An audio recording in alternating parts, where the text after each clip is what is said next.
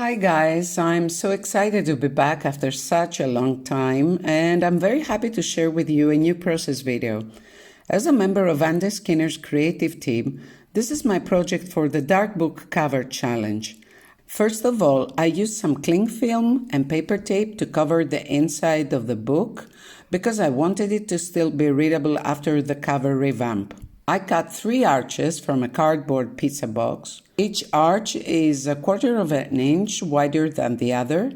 I also cut a rectangular piece for the book cover, and lastly, I cut a piece from a cling film tube to create the spine of the book. I glued the arches one on top of the other and covered the edges with paper tape. Then I taped the arches, the spine, and the back cover all together, leaving approximately 1/4 of an inch gap between the tube and the other 2 pieces. This is essential so that you can still be able to open the book after you have glued all the elements. Because the original cover had a satin finish, I primed it with black chalk paint and then I glued the cardboards. I used paper tape all around the edges, and to make the spine look a bit more interesting, I glued 3 pieces of natural jutte twine rope. Next, I covered everything with white tissue paper and decoupage glue. Also, I used some structure paste through a stencil that I had taped on a piece of tissue paper.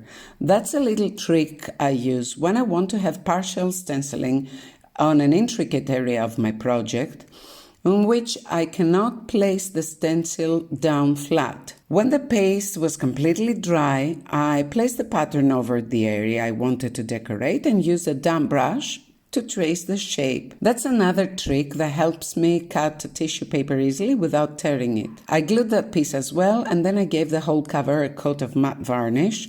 Because the decoupage glue, even if it says matte on the bottle, it still dries a bit shiny. Next, I glued some elements I had created with polymer clay. The skulls came from a mold, but the bones I created them myself. Another way to create decorative elements is to stamp on any kind of clay with permanent ink and then cut around the stamp.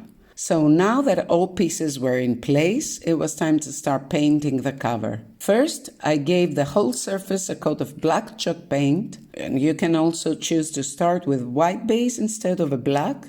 This is totally up to you. Personally, I like starting with a dark base. From this point on, all I did was to create layers and layers of colors.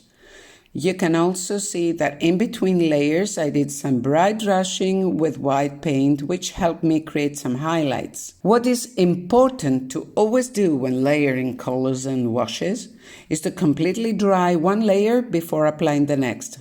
Otherwise, you'll end up with a terrible muddy gray-brown color. And that was it. I really hope you liked this video, and if you did, please remember to subscribe, like and share. You can find a full list of materials in the comment area below the video and a link to Andy Skinner's blog where I've posted my project. See you soon, guys. Bye.